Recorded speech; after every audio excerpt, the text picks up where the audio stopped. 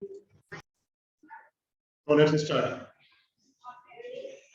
In last class, we have discussed about the shortest job first, and इसमें भी हमने आपको दो वेरिएंट्स बताए थे, एक जिसमें कॉन्टेक्स्ट स्विचिंग हो रही थी और एक जिसमें नॉन कॉन्टेक्स्ट स्विचिंग नहीं हो रही थी, है ना। तो जिसमें कॉन्टेक्स्ट स्विचिंग हो रही थी उसको हम SRTF भी बोलते हैं। जो आपका प्रिमिटिव वाला SJF था जिसमें कॉन्टेक्स्ट स्विचिंग हो रही थी, एक प्रोसेस को छोड़ के जो सबसे लास्ट में कल न्यूमेरिकल कराया था उसको SRTF भी बोला जाता है, shortest remaining time first. Shortest remaining time first, ठीक है। तो कल की क्लास में हमने दो एल्गोरिथम्स डिस्कस की थी, एक आपसे FCFS डिस्कस किया था और एक आपसे SJF डिस्कस किया था, ठीक है। FCFS ने बताया था फेयर बायस, किसी के साथ बायसिंग नहीं करता, फेयर इनफ होता है, हर किसी को चांस देता है तो या जो जिस ऑर्डर में आएगा उसी ऑर्डर में एग्जीक्यूट करेगा। बट FCFS में एक ड्रॉबैक भी होता है। ड्रॉबैक से पहले मैं आपको बताना चाहूंगा, एक एग्जांपल लेते हैं। सपोज मान लो मेरे पास ये प्रोसेस है, ये अराइवल टाइम है और ये बर्स्ट टाइम है। हमने इस सिचुएशन को कल डिस्कस किया था, बट जो एक्चुअल नाम है डिसएडवांटेज, हमने वो टेक्निकल वर्ड मेंशन नहीं किया था। सपोज मेरे पास दो प्रोसेस है P1 और P2, एक का अराइवल टाइम 0, एक का है 1, इसका है 100, इसका है 1। ये दो प्रोसेस हैं, एक का अराइवल टाइम 0 है, एक का अराइवल टाइम 1 है। पहले वाले का बर्स्ट टाइम 100 है और दूसरे वाले का बर्स्ट टाइम 1 है। अगर इस केस में आप गैंट चार्ट बनाओ तो गैंट चार्ट ऐसा कुछ बनेगा भाई, प्रोसेस P1 का अराइवल 0 है तो प्रोसेस P1 से स्टार्टिंग हो जाएगी, 0 से लेकर के 100 तक वो एग्जीक्यूट करेगा, है ना, और फिर जाके प्रोसेस P2 का नंबर आएगा। तो अगर इस केस में हमें वेटिंग टाइम कैलकुलेट करना हो, एवरेज वेटिंग टाइम, तो प्रोसेस P1 का वेटिंग टाइम कितना है 0, भाई स्टार्टिंग यहां से हो गई है, इसका 0 हो गया। प्रोसेस P2 का वेटिंग टाइम कितना है, कितना उसने वेट किया यानी 100, है ना, और एक पे आया था यानी 99 इसका होगा, तो 0 प्लस 99 अगर एवरेज की बात करें बाय 2 यानी कि 49.5। अगर ये मेरा सिनेरियो रहेगा तो इस केस में जो मेरा एवरेज वेटिंग टाइम आ रहा है वो 49.5 आ रहा है। क्लियर? यहां तक किसी को doubt? Class any doubts? Any doubt so फार?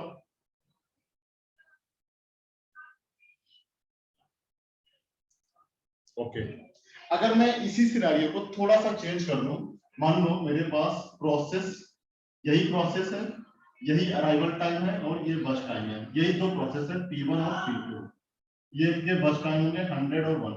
अराइवल टाइम में रिवर्स कर दूं, यानी प्रोसेस P1 का अराइवल है 1, P2 का अराइवल है 0, ठीक है। प्रोसेस P1 का अराइवल हो गया 1, प्रोसेस P2 का अराइवल हो गया 0। अब अगर मैं गैंट चार्ट इसका ड्रा करूं, अब जब गैंट चार्ट ड्रा करोगे तो स्टार्टिंग किससे होगी, सबसे पहले कौन आया, प्रोसेस P2 आया है ना, लिखा है जिस सीक्वेंस में हो, लेकिन अब प्रोसेस P2 का अराइवल तो 0 है यानी सबसे पहले आया होगा। प्रोसेस P2 से स्टार्ट हुआ, प्रोसेस P2 अपना कितना एग्जीक्यूट करेगा, और इसकी एक ही यूनिट है, वो अपनी एक यूनिट को कंप्लीट कर लेगा, एक यूनिट को कंप्लीट कर लिया। कोई डाउट किसी को? नाउ अब इसके बाद किसका नंबर आएगा, प्रोसेस P1 का। प्रोसेस P1 ने अपने 100 एग्जीक्यूट किए, ठीक है, ठीक। अब अगर इस केस में आपको वेटिंग टाइम कैलकुलेट करना हो तो प्रोसेस P2 का वेटिंग टाइम कितना होगा 0, क्योंकि स्टार्टिंग यहीं से हुई थी। प्रोसेस P1 का वेटिंग टाइम कितना होगा, भाई उसने इतना वेट किया था, है ना, और वो आया भी एक ही पे था, यानी प्रोसेस P1 जैसे आया वैसे तुरंत उसको जो है CPU मिल गया, यानी इसका भी वेटिंग टाइम कितना होगा 0। तो अगर एवरेज वेटिंग टाइम की बात करें तो 0 प्लस 0 बाई 2 कितना हो गया 0। तो इस वाले केस में 49.5 आ रहा था, इस वाले केस में वेटिंग टाइम 0 आ रहा था। तो हमारा कहने का मतलब ये है, हम इतने जो भूमिका बना रहे हैं सब चीजों के लिए, इसका जो सिंपल सेंस ये है कि अगर हायर बस टाइम वाले प्रोसेस पहले आ गए और उसके बाद लोअर वाले वेट कर रहे हैं, तो यहां पर FCFS से हमारी एक प्रॉब्लम होती है जिसको हम बोलते हैं कन्वे इफेक्ट।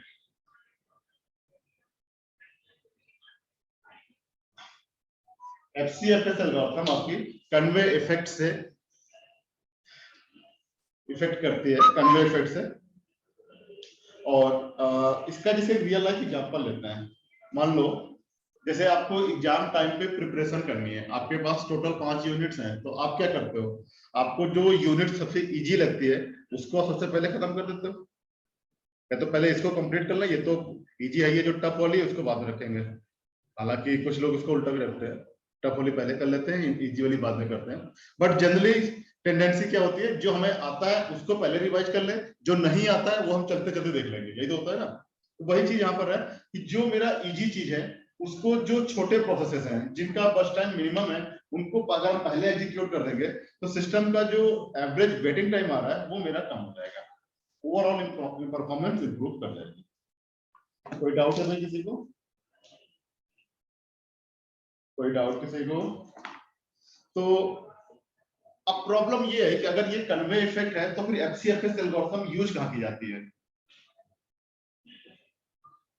जो आपका इंटरेक्टिव सिस्टम्स होते हैं, जो आपके जैसे आजकल जो नॉर्मल सिस्टम यूज करते हो, अब अगर उनमें अगर आपने एफसीएफएस लगा दिया तो पता लगा अगर आपने जो है वीएलसी को ओपन कर दिया है, तो जब वीएलसी अपनी पूरी कंप्लीट कर लेगा, मूवी अगर 4 घंटे की पूरी कंप्लीट कर लेगा वीएलसी प्रोसेस, उसके बाद ही अगला जो है नेट सर्फिंग होगी। इंटरेक्टिव प्रोसेस ऐसे तो नहीं होते। इंटरेक्टिव प्रोसेस क्या होता है, राउंड रॉबिन फैशन पे काम करते हैं कि नंबर ऑफ प्रोसेसेस चल रहे हैं और साइमल्टेनियसली सब एक साथ चल रहे होते हैं, उनके बीच में कॉन्टेक्स्ट स्विचिंग होती रहती है टाइम शेयरिंग सिस्टम्स के थ्रू। जब आपको टाइम शेयरिंग पढ़ा था तब हमने बताया था, है ना। तो फिर समस्या ये है कि हम इनको चलाएं कहां पर, एफसीएफएस को हम यूज कहां करें? जनरली एफसीएफएस कहीं यूज होती नहीं है, फिर हम इसको यूज करें कहां पर, हम पढ़ क्यों रहे हैं? एक्चुअली होता क्या है, जब आपका इंटरेक्टिव प्रोसेस चल रहा होता है तो बैकग्राउंड में भी तो आपके कुछ सिस्टम प्रोसेसेस होते हैं जो चल रहे होते हैं। जनरली जो हमारे बैकग्राउंड प्रोसेसेस होते हैं उन प्रोसेसेस पे हम एफसीएफएस की शेड्यूलिंग अप्लाई कर देते हैं।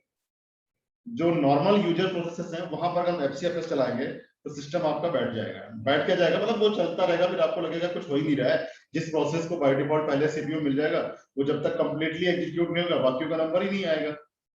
भाई नॉर्मल लाइफ में तो क्या होता है, नॉर्मल लाइफ तो हम इंटरेक्टिव करते हैं ना, हम इधर जूम भी चला रहे हैं, उधर बैकग्राउंड में मेरा पीडीएफ भी खुला हुआ है, इधर जो है मेरा कोई दूसरा प्रोसेस भी चला है, साथ में मेरा जीमेल भी खुला हुआ है, नंबर ऑफ प्रोसेसेस मेरे लैपटॉप पे चल रहे हैं, है ना। अगर यही मेरे लैपटॉप पे इंटरेक्टिव की बजाय एफसीएफएस होता तो उस टाइम पे क्या होता है, कोई एक ही प्रोसेस चल रहा होता, बाकी सारे प्रोसेस अपने नंबर आने का वेट कर रहे होते सीपीयू एलोकेशन का, ठीक है।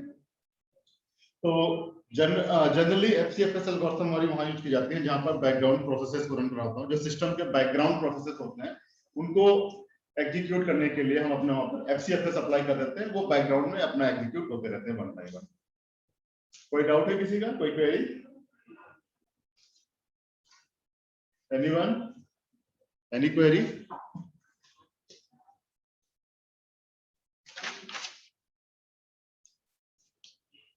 Raise your questions.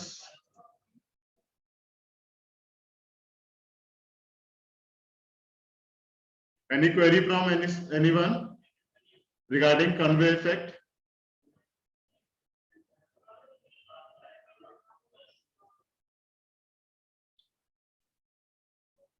No response, so I'm assuming it's all clear to everyone. Okay. So now the next one is जो हमने SGF एल्गोरिथम देखी, this one.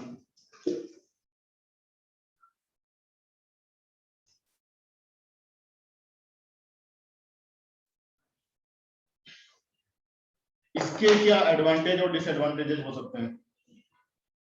तो इसके एडवांटेजेस और डिसएडवांटेजेस क्लियर करने के लिए मैं अपनी स्क्रीन शेयर करता हूं आपके साथ।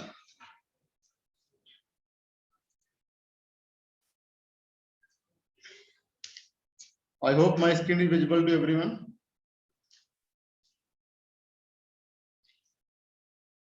Class screen visible.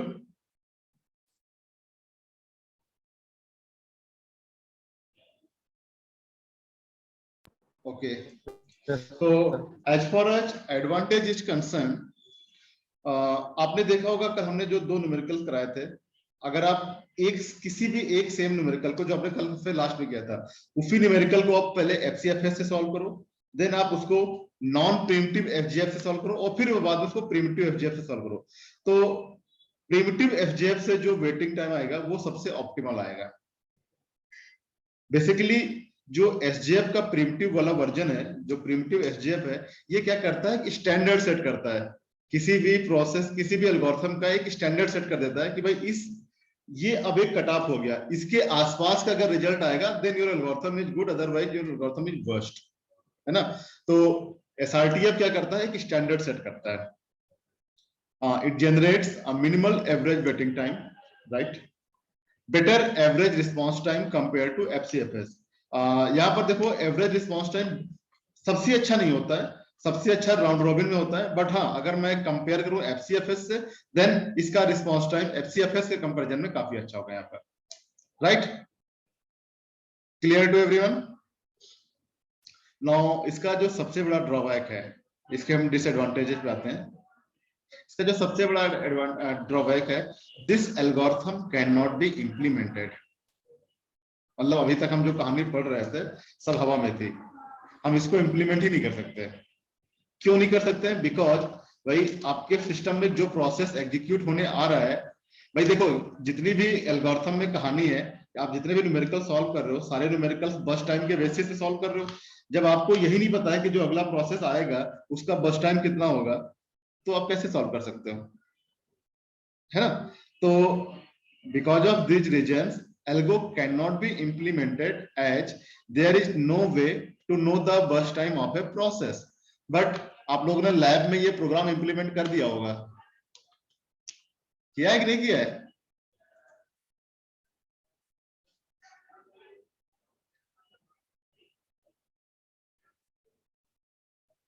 हाँ, तो में आपने जो प्रोग्राम इंप्लीमेंट किया है वो, अगर मैं आइडियली बात करूं तो प्रोग्राम गलत है आपका, because whatever the process is executing in the SGF algorithm, you have to calculate the next burst, यानी जो प्रोसेस आने वाला है उसका बस्ट टाइम कितना होगा, और जो आने वाला है, जो आएगा प्रोसेस, उसका बस्ट टाइम कैसे प्रिडिक्ट कर सकते हो, जो आया ही नहीं है उस, भाई जो प्रोसेस एक बार एग्जीक्यूट हो लेगा, जब उसने स्टार्ट किया एग्जीक्यूशन तब टाइमर चला दो, और जब कंप्लीट होगा तब तो आप बता सकते हो। जैसे फॉर एग्जांपल मेरी क्लास 10 बजे से स्टार्ट हुई, मान लो 11 बजे तक चलती है, तो 1 घंटे क्लास चली, लेकिन आप पहले से तो नहीं बता सकते ना मेरी क्लास 1 घंटे चलेगी, हो सकता है मैं 10:55 पे छोड़ दूं, या हो सकता है मैं 10:40 पे छोड़ दूं, माइट बी पॉसिबल। तो आप प्रिडिक्शन नहीं कर सकते, और अगर प्रिडिक्शन कर नहीं सकते तो आपके पास बस टाइम नहीं होगा, बस टाइम एग्जैक्ट होगा नहीं, और अगर एग्जैक्ट बस टाइम है नहीं तो फिर आप एक्चुअल वैल्यू कैलकुलेट नहीं कर सकते। दैट्स व्हाई मैंने एडवांटेज में एक वर्ड मेंशन किया था कि ये एल्गोरिथम एक स्टैंडर्ड सेट करती है, एक क्या करती है, एक एवरेज ले लेगी कि भाई अगर मान लो जैसे फॉर एग्जांपल अगर फैकल्टी की 1 घंटे की क्लास होती है, तो अगर आपको कोई सर्वे करना हो तो आप उसमें फैकल्टी का लेक्चर कितना आप 1 घंटे का मान के चलोगे, हो सकता है उसमें कुछ लोग 50 मिनट पढ़ाते हो, कुछ हो सकता है 1 घंटे 15 मिनट पढ़ाते हो, माइट बी पॉसिबल। बट आप जो सर्वे करोगे उस सर्वे में आप 1 घंटे करके लेके करोगे, है ना। तो मतलब क्या हमारा कि आप एक एवरेज गाइडलाइन सेट कर देते हो, या वी कैन से कि SJF sets a standard for all the other remaining algorithms. उसमें होता क्या है, हम इसमें जब एक अपना स्टैंडर्ड सेट करते हैं तो उससे क्या होगा कि ये ऑप्टिमल एवरेज वेटिंग टाइम दे देगा, या optimal average turn around time दे देगा। नाउ जो अदर एल्गोरिथम्स है अगर वो इसके क्लोज पहुंच रही है तो हम कहेंगे भाई हमने जो एल्गोरिथम की डिजाइनिंग की है वो हमारी अच्छी एल्गोरिथम है। अगर वो इसके क्लोज नहीं जा रही है, बहुत डिफरेंस आ रहा है, then we can say there is still scope of improvement in designing a whole algorithm, right. तो सेकंड इसका डिसएडवांटेज है, processes with larger CPU burst time requirement will go into starvation. इस पॉइंट को मैं थोड़ा सा बोर्ड पे explain करना चाहूंगा।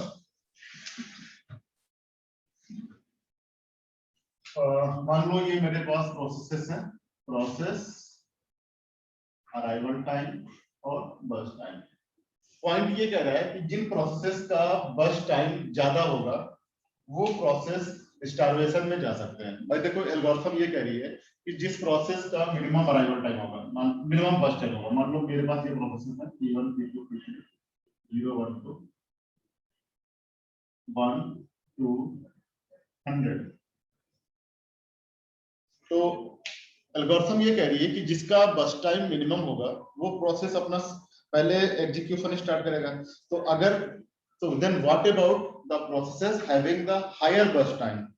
वो प्रोसेस मेरे हमेशा वेट करते रहेंगे, और अगर ये सिस्टम मेरा इंटरेक्टिव हुआ, आई मीन प्रोसेसेस कंटिन्यूअसली आते जा रहे हैं, मान लो जैसे हमारे पास ये 100 वाला प्रोसेस था, भाई फिलहाल तो 1 और 2 को ही नंबर मिलेगा क्योंकि इनका बर्स्ट टाइम लोवेस्ट है ना। अगर मान लो इसके बाद टाइम 2 के बाद 3 और 4 पे जो ऐसे प्रोसेस आ रहे हैं जिनका बर्स्ट टाइम मान लो 3 है, 4 है, 5 है, यानी लेस देन 100 पे आ रहे हैं, और अगर लेस देन 100 के प्रोसेसेस आ रहे हैं तो ये जो प्रोसेस P3 था ये तो मेरा अभी भी वेट करता रहेगा, और माइट बी पॉसिबल कि हमेशा आगे के और the certain period of time जो प्रोसेसेस आ रहे हैं that are also less than 100 burst time, in that case process P3 will keep waiting because इसका तो नंबर आएगा ही नहीं, क्योंकि जो नंबर ऑफ प्रोसेसेस सिस्टम में आ रहे हैं सबका जो बर्स्ट टाइम है वो 100 से लो का आ रहा है, और अगर 100 से लो का आएगा तो इसका नंबर नहीं आएगा, और अगर इसका नंबर नहीं आएगा तो ये हमेशा वेट ही करता रहेगा। तो ये प्रोसेस क्या करेगा, स्टार की कंडीशन में चला जाएगा, और इसी सिचुएशन को बोलते हैं starvation. Clear?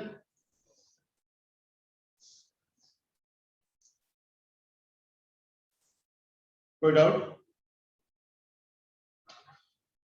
Raise your queries if you have any doubts.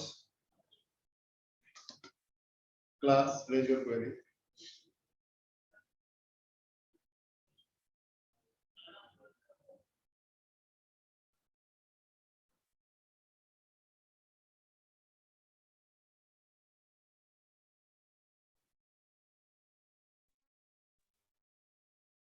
Okay. तो अब एक चीज और भी है इसमें, क्योंकि इसमें प्रायोरिटी जैसा कोई वर्ड मेंशन नहीं होता है, तो माइट बी पॉसिबल कि कोई ऐसा प्रोसेस आ जाए जिसकी प्रायोरिटी सबसे ज्यादा हो, बट स्टिल उसका बर्स्ट टाइम ज्यादा है, बट स्टिल वो एग्जीक्यूट नहीं कर पाएगा, बिकॉज अगर हम यहाँ पे एसजेएफ की बात कर रहे हैं तो किसी की प्रायोरिटी ज्यादा हो चाहे कम हो, हमारे पास एक सिंगल कॉन्सेप्ट होगा उसका बर्स्ट टाइम कितना है, अगर बर्स्ट टाइम मिनिमम है तभी एग्जीक्यूट करेगा, अदरवाइज एग्जीक्यूट नहीं कर पाएगा, right? Now our next algorithm is priority scheduling.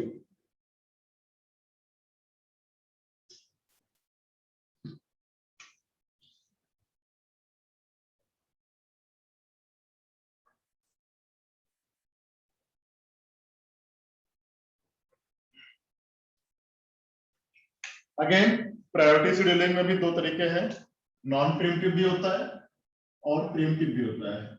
Non प्रीम्प्टिव का मतलब इसमें कॉन्टेक्स्ट स्विचिंग नहीं होगी, जिस प्रोसेस को सीपीयू एक बार मिल जाएगा वो प्रोसेस कंप्लीटली अपना पूरा एग्जीक्यूट करेगा। प्रीम्प्टिव वाले केस में जो प्रोसेस एग्जीक्यूट हो रहा होगा, अगर ड्यूरिंग एग्जीक्यूशन कोई हायर प्रायोरिटी का प्रोसेस आ जाएगा तो सीपीयू क्या करेगा, उसको छोड़ करके हायर प्रायोरिटी पे मूव कर जाएगा, यानी कॉन्टेक्स्ट स्विचिंग हो जाएगी इसमें, राइट? तो सबसे पहले हम नॉन प्रीम्प्टिव का डिस्कस करते हैं। मान लो मेरे पास ऐसा है कोई क्वेश्चन है, process arrival time, burst time, और इसमें एक पैरामीटर और प्रायोरिटी दे रखा होता है, ठीक है? Process arrival time, burst time and priority. Now suppose these are the processes P1, P2, P3, P4, 0, 1, 2, 3. Burst time is 5, 4, 1, 2, and suppose priority 1, 2, 3, 4.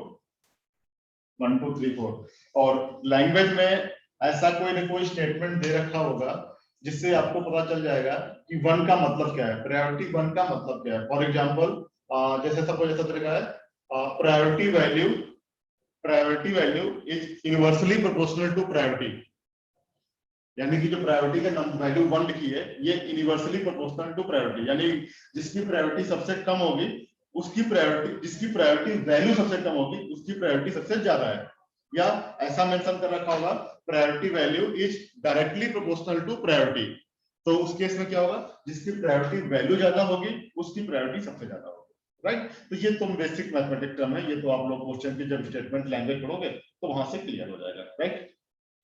Now suppose in our question priority value is inversely proportional to priority. Just suppose priority value is inversely proportional to priority. In that case इस process की priority सबसे ज्यादा होगी, फिर इसकी, फिर इसकी, फिर इसकी, right. Now let's see what about the Gantt chart, क्योंकि अगर एक बार गैंट चार्ट बन जाएगा तो क्वेश्चन पूरा सॉल्व हो जाएगा। अब प्रोसेस P1 का अराइवल 0 पे है, प्रोसेस P1 से स्टार्टिंग होगी, ये अपना कितना एग्जीक्यूट करेगा, क्योंकि नॉन प्रीएम्प्टिव यूज कर रहे हैं तो नॉन प्रीएम्प्टिव में तो पूरा एग्जीक्यूट करता है। प्रोसेस P1 अपना 5 एग्जीक्यूट करेगा। क्वेश्चन में थोड़ा सा चेंज करते हैं, थोड़ा सा और ट्रिकी करते हैं, अच्छा नहीं लगेगा क्वेश्चन ये। 2 और 3 को इंटरचेंज कर देते हैं, 3 यहां कर देते हैं, 2 यहां करते हैं, राइट। 1 3 2 4।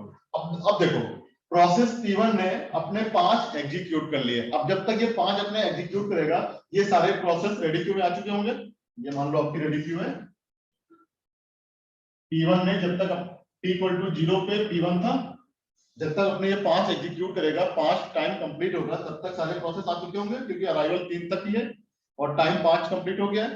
तो P2 P3 एंड P4 तीनों प्रोसेस आ चुके हैं। नाउ t = 5 पे प्रोसेस P1 कंप्लीटली एग्जीक्यूट, खत्म।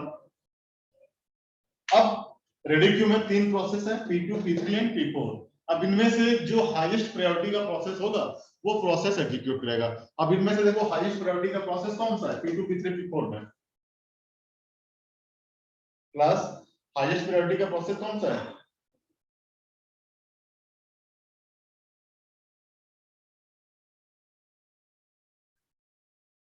P1 तो कंप्लीट हो गया ना, P3, yes P3 highest priority का है। तो अब अगला नंबर किसका आएगा, P3 का आएगा। P3 का है, अगेन हम जानते हैं क्योंकि हमने non pre-emptive use question solve किया है, तो नॉन प्रीएम्प्टिव में P3 आया। P3 की वैल्यू कितनी है, 1 की, तो ये अपना 1 एग्जीक्यूट कर लेगा, 5 1 और 6 हो गया, राइट। नाउ इसके बाद P3 खत्म, अब बचा कौन सा, P2 और P4। अब P2 और P4 में हाईएस्ट प्रायोरिटी का कौन सा है, P2। P2 का है कितना, 4 6 4 10 हो गया। नाउ लास्ट में P4 का कितना है, 2 10 और 2 12। अब एक बार गैंट चार्ट बन जाएगा तो फिर क्वेश्चन सॉल्व कर लोगे। इसके बाद अगला काम क्या है, फिनिश टाइम। फिनिश टाइम क्या होगा, P1 का 5 P2 का 10 P3 का 6 P4 का 12। इसके बाद turn around time, finish time minus arrival time, waiting time, turn around time minus बस टाइम, वो आप सॉल्व कर लोगे। कोई डाउट किसी को, क्वेश्चन है?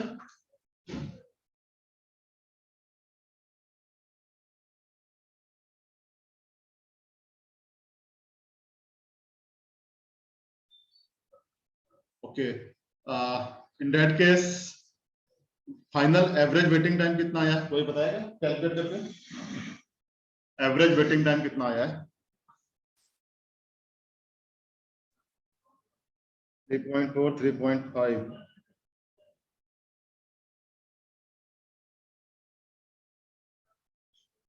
और किसी का आंसर नहीं आया अभी तक? फिनिश टाइम में प्रोसेस P1 का फिनिश टाइम कितना है, 5। Process P2 10, process P3 6, process P4 12, right. Now turn around time,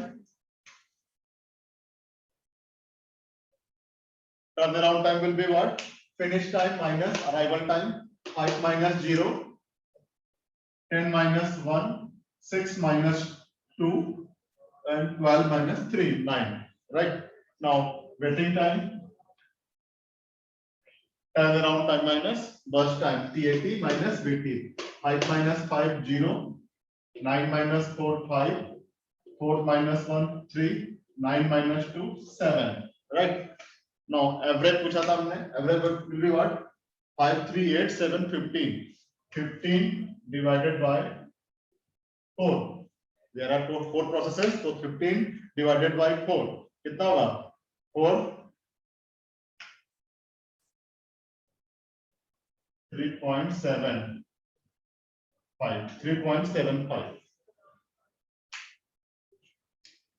तो जिन लोगों का आंसर 3.7 आया था, जनरली कोशिश किया करो पॉइंट्स के बाद 2 प्लेसेस तक जाया करो 3.75 बिकॉज 3.7 के बाद 7.1 भी हो सकता है 7.2 भी हो सकता है सो प्रेफरेबली पॉइंट्स के बाद 2 प्लेसेस तक जाते हैं right Swapnil right 3.75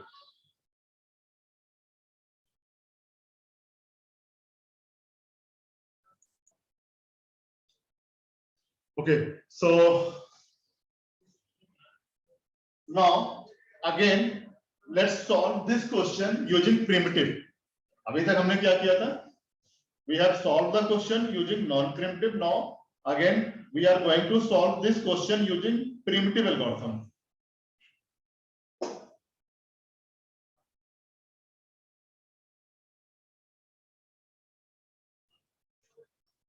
same question को हम लोग प्रिमिटिव से सॉल्व करने जा रहे हैं ठीक है देखो प्रिमिटिव में हमने बताया था आपको डिसीजन लेना पड़ेगा जब भी कोई नया प्रोसेस आएगा कि हम उसको कंटिन्यू करें या ना करें राइट तो let's see process P1 by default इसका आंसर वही आएगा जो नॉन प्रिमिटिव में आया था बिकॉज मैं उसका रीजन बता दे रहा हूं क्या है प्रोसेस P1 आपका हाईएस्ट प्रायोरिटी के ऊपर लगा हुआ है ये पूरा एग्जीक्यूट करेगा जब पूरा एग्जीक्यूट करेगा सारे प्रोसेस समझ तक आ चुके होंगे और जब सारे आ चुके होंगे तो उसके बाद फिर जिस सीक्वेंस से पहले एग्जीक्यूट किए थे उसी सीक्वेंस में अभी एग्जीक्यूट करेंगे तो आंसर आपका बाय डिफॉल्ट सेम आएगा प्रिमिटिव वाले में भी थोड़ा सा क्वेश्चन में चेंज कर देते हैं चेंज ये करते हैं 4 को यहां कर देते हैं 1 को यहां कर देते हैं राइट अब क्वेश्चन को सॉल्व करते हैं देखो